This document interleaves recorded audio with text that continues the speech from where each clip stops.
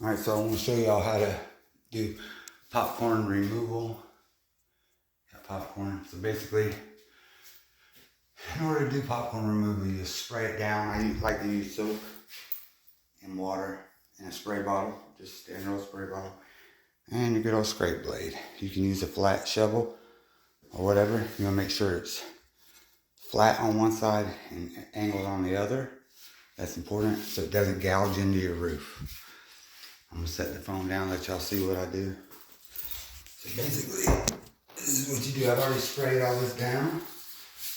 So,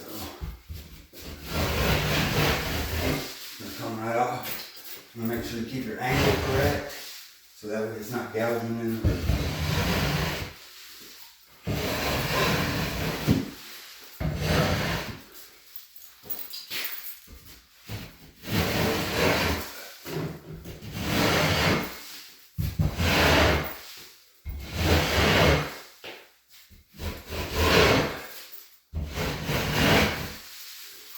And that's it. It's as simple as that.